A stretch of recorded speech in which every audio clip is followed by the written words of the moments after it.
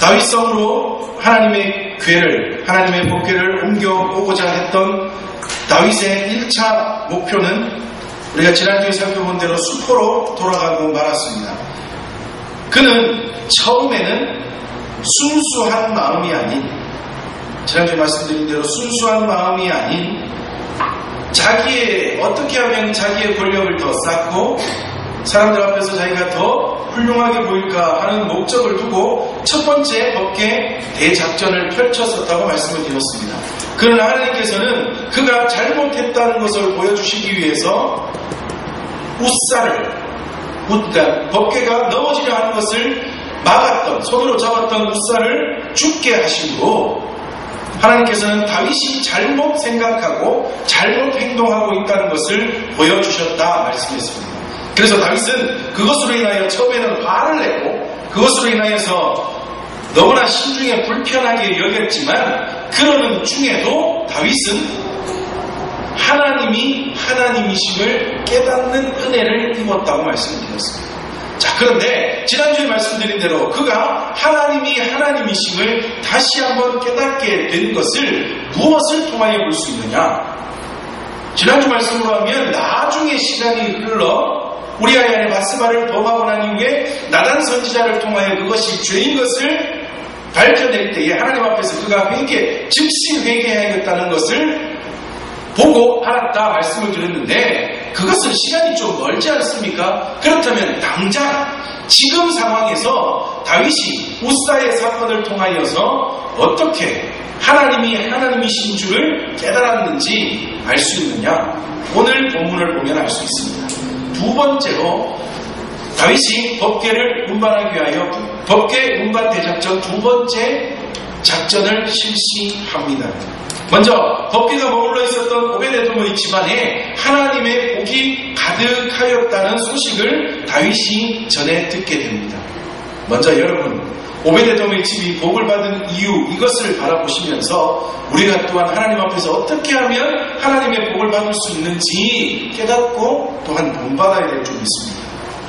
그런데 여러분, 오베데돔의 집에 물론 하나님의 편에서 그러니까 하나님의 편에서 볼 때에 오베데돔이 하나님의 법궤를 보관할 만한 어떤 무엇인가 있었겠지만 오늘 우리가 읽은 성경상으로 보면 오베데돔은 그냥 뽑힌 집안입니다. 오베데돔의 집이 그 무언가를 하여서가 아니라 하나님의 법궤가 그냥 보관되어진 집입니다. 하나님이 뽑으신, 그냥 하나님이 뽑으신 한 집안이 오벳에돔의 집입니다. 그런데 그렇게만 본다면 오벳에돔의 집, 그렇게 하나님의 법궤가 보관되어지는 게 그리 큰일인가 싶은데 오벳에돔의 집에 법궤가 머물러 있는 기간 동안 우리가 유추해보건대 오벳에돔은 얼마나 그 법궤를 위하여 노력했겠습니까? 바로 눈앞에서 웃사가 죽어버리는, 법궤를 붙들다가 죽어버리는 이웃 웃사를 바라보았습니다. 그리고 나서 그 사건으로 인하여 다윗이 법궤를 다윗성으로 옮겨가는 것을 포기하고 나자 법궤는 오벳에돔 자기의 집으로 와서 보관되어지는 그 순간부터 오벳에돔은 얼마나 법궤에 대하여서 조심하고 그것을 귀하게 여겼겠나 합니다. 하나님의 은혜를 받는 비결 첫 번째는 무엇인가 하면요, 우리에게 생각할 것 아무것도 없습니다. 단지 하나님이 우리를 뽑으셔야 합니다. 하나님이 우리를 구원 백성으로 삼으시고 하나님의 은혜의 사람으로 뽑으시는 그것 말고는 우리가 하나님의 복을 받을 비결 아무것도 없습니다. 시작할 수도 없는 일입니다. 그러므로 우리가 하나님 앞에 늘 구해야 될 것은 무엇인가? 하나님, 내가 하나님의 복을 받기 위해서가 아니라 하나님, 나를 택하여 주시옵소서. 하나님, 나를 구원 백성 삼으신 것 감사합니다. 그리고 또한 내가 하나님의 사명을 감당할 수 있는 사람으로 하나님, 나를 뽑아주시옵소서. 이것이 첫 번째로 하나님 앞에 구해야 할 기도입니다. 그리고 그 다음에 해야 될 일이 무엇인가? 하나님의 은혜가 임하고 하나님의 사명이 임할 때 그것을 귀한 것으로 여기고 그것을 소중한 것으로 여기고 그 일에 매진하는 것, 이것이 또한 하나님의 복을 받는 두 번째 비결입니다. 시작은 하나님으로부터, 그리고 그 다음은 하나님 앞에서 나의 삶으로, 나의 행동으로, 이것이 바로 복받는, 하나님의 복을 받고 하나님의 은혜를 누리는 비결입니다. 그로 인하여 오베데돔의 집이 복이 가득한 집안이 되었습니다. 그 소식을 전해들은 다윗은 이제는 기쁜 마음으로 두 번째로 법궤를 옮겨오고자 두 번째로 작전을 펼치기 시작합니다. 이때까지 다윗에게는 법궤가 무엇으로 여겨지고 있었겠습니까? 두려움의 대상이었습니다. 아니, 우사가 하나님의 법궤를 깨뜨려 버리려고 한 것도 아니고, 깨지려고 떨어지면 깨질 수 있으니 그것을 방지하기 위하여 붙들었는데 죽어버렸으니 다윗은 그 마음에 법궤에 대한 두려움이 가득해 있었다. 그런데 어떤 소식이 전해졌다고요? 그것이 보관되어져 있던 오베데돔의 집이 복을 받았다는 소식이 전해지자 다윗은 이번에는 기쁜 마음으로 법궤를 다윗성으로 가지고 오려고 두 번째 작전을 펼치기 시작합니다. 그런데 그가 두 번째 작전을 펼치고 두 번째로 법궤를 옮겨오고자 노력하는 이 모습을 볼 때에 그가 조금 전에 말씀드린 대로 하나님이신 줄을 깨달았던 모습입니다. 첫 번째는 어떻게 법궤를 가지고 올려오렸다고요? 소가 끄는 수레에 법궤를 싣고 그냥 끌고 오려고 했던 그가 두 번째로는 어떻게 한다고요? 이번에는 소가 아니라 사람들에 의하여서 궤를 맨 사람들, 13절에 여호와의 궤를 맨 사람들이라고 말하지 않습니까? 아마도 이것을 많은 성경학자들이 레위 족속이 아닐까라고 봅니다. 일반 사람들이 아닌 하나님께로부터 택함을 받아 구별되어진 하나님의 전의 일을 감당하게 되는 사람들, 레위 사람들이 이 여호와의 궤를 메고 왔다고 봅니다. 레위 사람들을 통하여 하나님의 궤를 메고 다윗성으로 향하게 할 뿐더러 그 다음에는 또 어떤 일을 했습니까? 13절에 계속해서 6걸음을 감해 소와 살찐 송아지로 제사를 드리고. 여러분, 거기서부터 다윗성으로 오는 그 길이 짧다 하더라도 그렇게 당시로 봐서는 걸어다니는 길에 비해서 그렇게 긴 여정은 아니긴 합니다. 그런데 얼마 정도 되냐고 추측해 볼 때 약 16km 정도가 된다. 16km. 가까운 거리는 아니잖아요. 그죠? 여기서 우리 월성동에 있는 성도님 태우러 가는 거리가 아마 한 10몇 킬로, 갔다 왔다 하니까 한 50km가 되니까요. 그죠? 그러니까 그게 가는 만큼의 거리가 된다고. 그러니까 제가 보니까 오전에 갔다 왔다, 오후에 갔다 왔다 해서 약 50km 정도를 뛰니까 한 번에 25km니까 월성동보다 더 먼 거리가 기아리아림에서 예루살렘까지 가요. 그런데 그 거리를 가는데 어떻게 간다고요? 6걸음을 걸어서 뭐하고요? 소와 살찐 송아지로 제사를 드리고, 그러면 다시 레위인들이 하나님의 법궤를 메고 또 6걸음을 가서 하나님 앞에 제사를. 언제 가요? 언제가? 그런데 이것이 무엇을 나타내는 거라고요? 다윗이 하나님 앞에서 조심하는 거예요. 하나님의 하나님 되심을 인정하는 모습입니다. 우사의 사건을 통해서 너무 크게, 우리 경상도 표현으로 크게 D가 치고, 그래요? 그죠?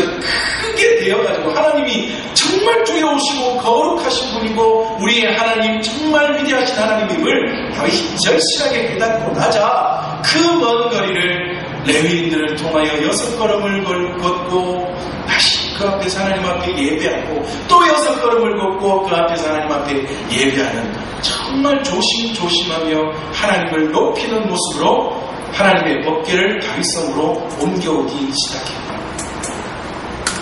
이 시간 함께 예배하는 우리 모든 믿음의 식구들이 다윗의 이 모습을 본받기를 소망합니다. 그렇다고 우리 교회 올 때 6걸음 걷고 하나님 앞에 기도하고 이게 아니라 그만큼 하나님 앞에서 하나님이 하나님이심을 인정하고 하나님이 하나님이심을 우리의 모든 예배와 모습을 통하여 드러내는 그러한 하나님의 백성들이 되어야 될 줄이 있습니다. 우리는요, 보면 예배 드릴 때나 또는 내가 은혜 받았다 할 때에는 정말 우리 하나님이 언제나 나를 살피시고 나를 인도하시는 하나님처럼 느껴지다가 조금 그 순간 순간이 벗어나거나 아니면 내 삶이 내 뜻대로 되지 않거나 여하튼 여러 가지 상황이 내게 닥치면 하나님이 아닌 것처럼 하나님이 아닌 것처럼 느끼면 다행이게요. 하나님이 없는 것처럼 살아갈 때도 우리가 얼마나 많이 있습니까? 마치 하나님은 안 계시고 나는 나대로 살아가는 그런 모습. 이것이 또한 얼마나 많이 있습니까? 차라리 욥처럼 하나님은 막 너무나 괴로울 때 하나님은 아니에요 하고 막 소리치는 것이라면 그래도 하나님의 울타리 안에 있는 것이니 다행일 수도 있어요. 그런데 우리는 마치 하나님과 동떨어진 사람처럼 완전히 하나님은 없는 사람 취급하며 우리가 살아갈 때가 얼마나 많이 있습니까? 이제는 그 모습이 아니라 다윗처럼 하나님 되심을 인정하고 하나님을 높이며 하나님 앞에서 늘 조심, 이것을 좀 우리 신앙적인 단어로 바꾼다면 하나님 앞에서 우리를 늘 겸비하며 날마다 하나님 앞에서 온전히 살아가는 우리 모든 믿음의 식구들 되시기를 바랍니다. 그런데 또한 다윗은요, 다윗성으로 하나님의 괴가 들어올 때 한 발짝 한 번 더 가까이 나아올 때마다 다윗은 너무나 기쁜 나머지 14절에 힘을 다하여 춤을 추었다고 말씀하고 있습니다. 그리고 그때 다윗은 배 에봇을 입었다. 이 배 에봇이라는 것은 에봇은 누구만 입는 거예요? 제사장만 입을 수 있는 옷입니다. 이것을 또 다른 성경학자들은 왜 금방지게 제사장도 아닌 왕이 에봇을 입었느냐 라고 이야기할 수 있겠지만 여기서의 다윗의 모습은 에봇을 입었다는 이 말은 그만큼 하나님 앞에서 자신이 준비되었다는 것을 보여주는 행위. 에봇을 입은 그가 춤을 추는데 힘을 다하여 춤을 추었다. 누구 앞에서요? 여호와 앞에서. 이것이 진정한 예배자의 모습입니다. 이것이 진짜 하나님이 기뻐하시는 하나님을 찬양하는 모습입니다.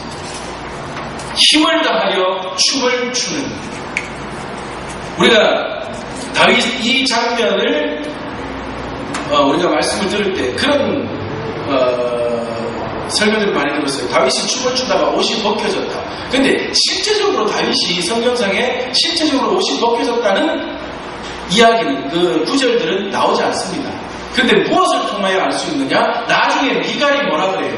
계집종 앞에서 몸이 드러나는 것도 모르고 춤을 추었다. 이것을 유추해서 다윗이 옷이 흘러내리는 줄도 모르고 라고 이야기를 합니다. 그런데 이것을 또한 성경학자들은 진짜 다윗이 막 옷이 딱 벗겨질 정도로 그것이 아니라 막 춤을 추다가 보면 그냥 옷이 펄렁거리며 드러날, 그러나 미갈의 입장에서 볼 때에는 그것조차도 추잡하게 보였다는 말입니다. 그런데 다윗은 그 모든 것 신경 안 쓴다 이거죠. 나중에 말하기를 뭐라 그래요? 내가 더 미천하게 천하게 보일지라도 나는 하나님을 찬양하고 하나님 앞에 춤추는 것 할 것이다 라고 이야기하지 않습니다. 이것이 우리가 말하는 힘 다하여 목숨 다하여 하나님을 예배하는 모습입니다.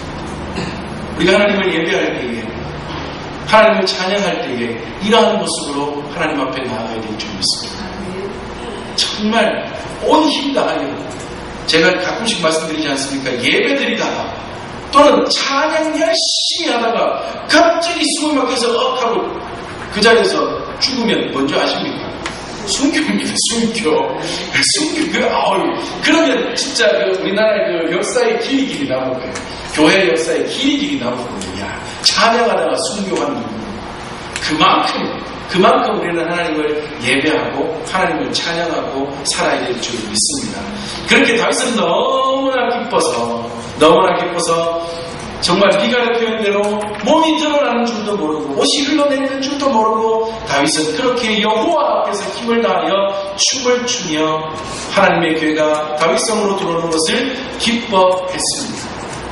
그는 또한 얼마나 기뻐했는가 하면 온 백성과 함께 지금으로 보면 성찬식보다는 우리 성찬식 하기 전에 했던 애찬식 같은 그러한 온 백성과 함께 기뻐하는 애찬식까지 거행할 겁니다. 모든 백성을 모아놓고 하나님의 괴가 다윗성 예루살렘 성 안에 있는 다윗성으로 들어오는 그것을 함께 기뻐하여 온 백성이여 기뻐하라. 자, 그런데 이것은 왜? 물론 다윗이 하나님의 괴가, 하나님의 법궤가 다윗성으로 들어오는 그 모습 자체로도 기뻐하는 것이지만 또 무엇 때문에 기뻐한다고요? 제가 몇 주 전에 말씀을 드렸는데 무엇 때문에요? 처음에 블레셋의 법궤를 잃어버릴 때 하나님의 영광이 떠났다 했던 그 떠나버린 영광이 이제는 다시 다윗성으로 법궤가 오므로 하나님의 영광이 임하게 되는 그러한 현상입니다. 그러한 하나님의 은혜이므로 다윗은 더욱 기뻐했고 그 때문에 온 백성에게 다윗성으로 하나님의 괴가 들어옴을 함께 기뻐하기 위하여 백성을 모아드린 것입니다. 너무나 기뻤던 다윗은 온 백성들을 그렇게 불러 모아 함께 기뻐하며 하나님을 찬양한 이후에 백성들에게 또한 떡과 고기와 건포도떡 한 덩이씩을 나누어 주게 됩니다. 자, 그런데 이러한 기쁨이 있는데 온 백성이 함께 기뻐하고 있는데 단 한 사람은 기뻐하지 않습니다. 누가 기뻐하지 않는다고요? 미갈. 이름도 참 미갈, 그죠? 미갈이 기뻐하지 않습니다. 그런데 그 미갈을 오늘 사무엘서의 저자는 무엇이라고 그녀를 표현하는가? 사울의 딸 미갈이라고 표현하고 있습니다. 그는 다윗의 행동을 못마땅히 여겼습니다. 자, 그런데 지금 단적으로 표면적으로는 미갈이 다윗의 그 행동을 싫어하는 이유가 뭐라고요?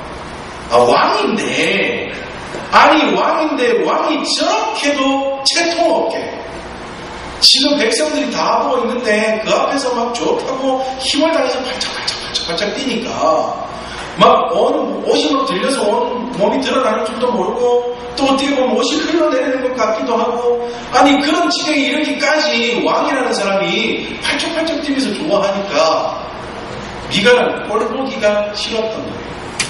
그리고 이것은 표면적인 이야기입니다. 그냥 미갈이 말하고 있는 드러나는 이야기입니다.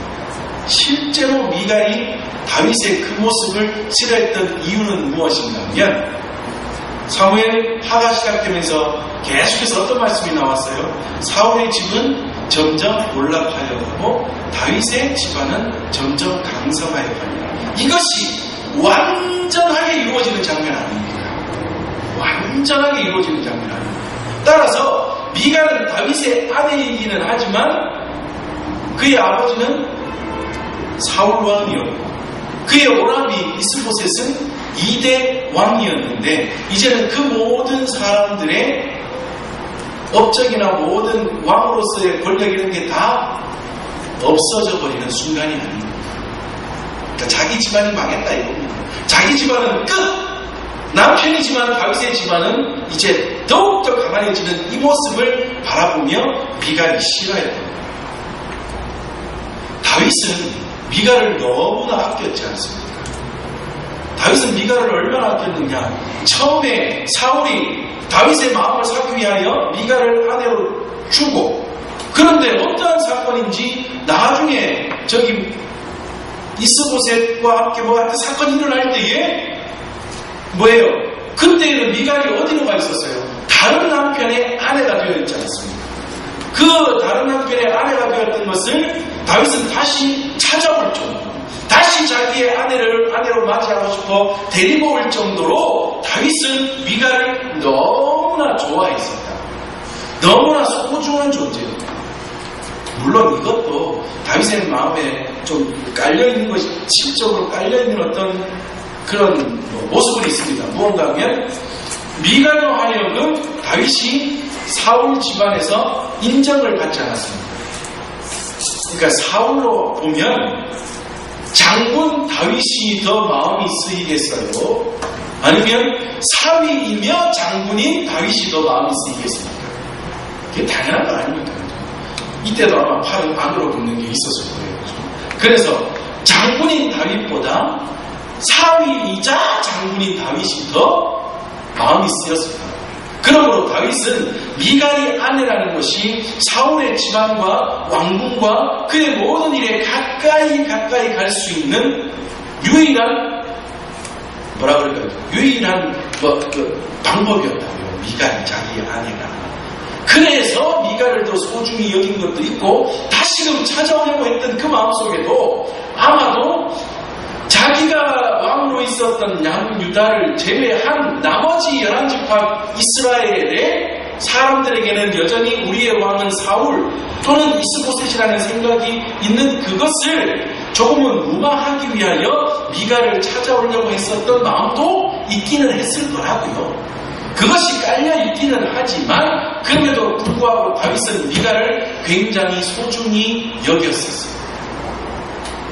그랬던 아내 미갈이 하나님의 괴 같은 오는 이것을 바라보면 춤추고 있는 왕에게, 아니 춤추고 있는 남편에게 이렇게 심한 말을 한다는 것, 이것은 뭐라 그럴까요? 정말 해서는 안 될 말이며 해서는 안 될 행동들이어서 이것이 자기의 눈으로 바라보면, 미갈의 눈으로 바라보면 자기의 아버지나 오라버니나 자기의 집안이나 자기의 모든 왕과 이런 모든 것들이 다 무너져가는 것으로 보이겠지만 이것을 더 큰 시각으로 보면 뭐예요?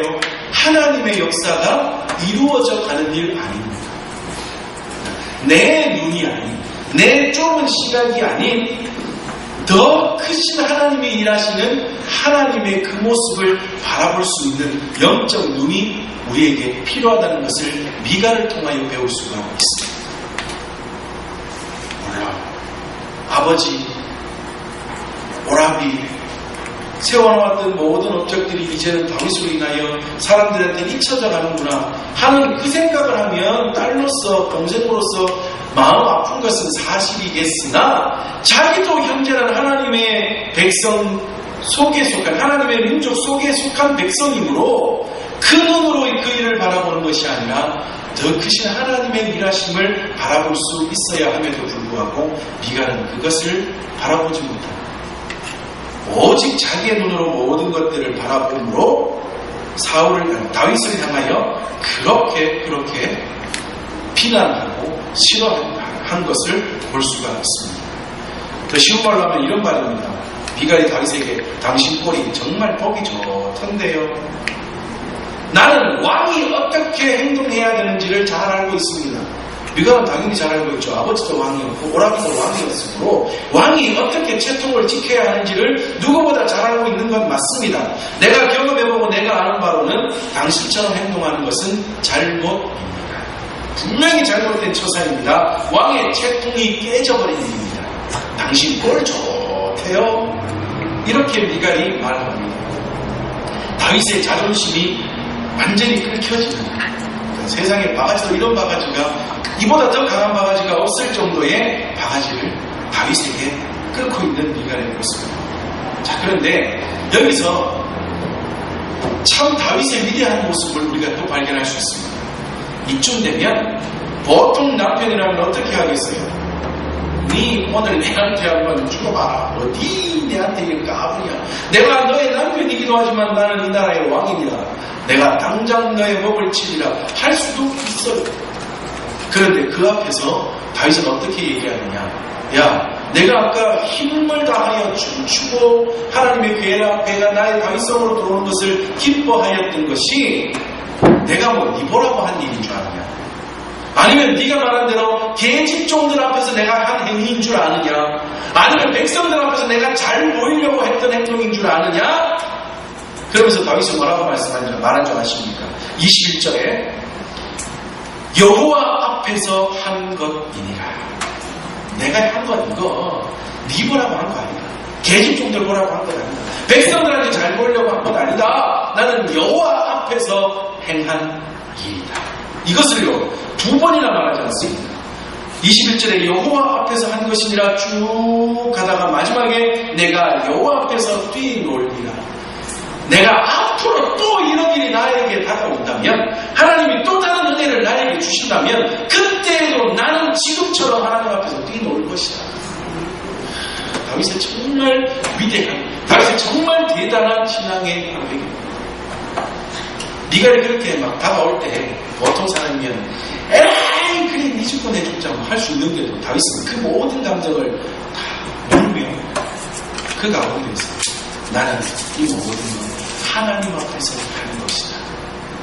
내가 비록 하나님이 또 다른 은혜를 주셔서 내가 그렇게 뛰논다 할지라도 그로 통하여 내가 더욱더 22절에 낮아져서 천하게 보일지라도 사람들이 나를 네 눈에는 더 천하게 보일지라도 네가 말하는 그 계집종들은 나를 높일 것이다. 무슨 말이에요? 너만 나를 욕하지 다른 모든 백성들이나 나의 신하들은 내가 하나님 앞에서 이렇게 한 일임을 그들은 알고 나를 도리어 높일 것이다.